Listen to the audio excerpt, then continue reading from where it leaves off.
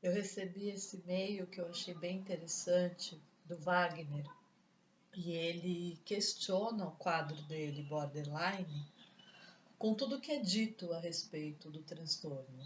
Ele diz que sempre viveu numa família muito bem estruturada, sempre teve muito carinho de pai e de mãe. Ele nunca passou por situações de abuso físico, sexual, psicológico, enfim. O que eu acho importante, é muito importante esse meio, até para a gente quebrar um pouco esse estigma de que todo borderline foi abusado sexualmente ou sofreu algum tipo de abuso que fez com que ele realmente tivesse o quadro. Claro que em grande parte dos borderlines a gente vai ter muitas situações de abuso, né? Que o cérebro reconhece esse abuso automaticamente, automaticamente esse cérebro se modifica.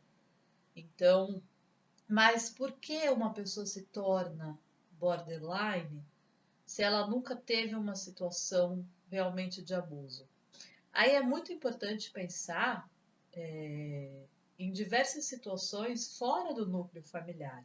Geralmente a gente pensa muito no núcleo familiar, mas existem borderlines que passaram, por exemplo, por situações de bullying, que não deixa de ser uma enorme situação de estresse. O bullying ele é um abuso muito grande, né? A gente fala de bullying, na verdade, agora que a gente começa a falar de uma forma mais, mais forte em relação a isso.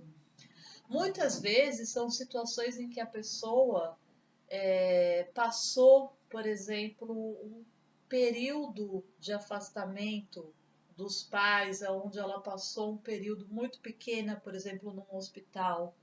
Ela foi afastada, então esse bebê ficou na UTI e ele teve uma sensação, né, já muito pequeno, de que esses pais não estavam ali presentes, certo? Pode ser uma situação onde ele teve que morar na casa de alguém, de algum outro familiar por algum tempo também. Isso acontece muito.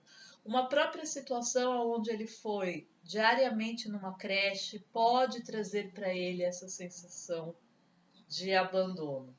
Então é muito importante a gente pensar quando a gente pensa realmente no porquê, né? E eu acho importante esse porquê, de onde começa, aonde está o primeiro momento em que eu me sinto abandonado. Então é importante pensar em todas essas situações que muitas vezes passam desapercebidas na nossa cabeça, certo? Então, não são situações muito óbvias, né? Mas são situações onde você acaba percebendo que realmente dentro de você houve esse sentimento de abandono, certo? Por isso que a gente fala que o borderline ele tem esse sentimento de abandono por um abandono real ou imaginário, certo? Então, não necessariamente é algo real, não necessariamente ele foi abandonado, ele foi abusado, ele foi deixado de lado. Mas muitas vezes houve uma situação na vida dele onde esse pensamento de abandono se tornou muito forte, certo?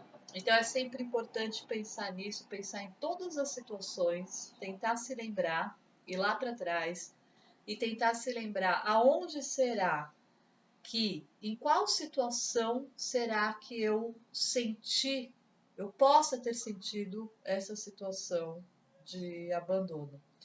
E é interessante porque, questionando isso para o Wagner, realmente ele traz uma sensação de uma época onde ele não podia, apesar de ser uma família muito feliz, ele precisava ficar na casa de uma vizinha e não havia uma compreensão muito grande do porquê ele precisava ficar ali e não com os pais.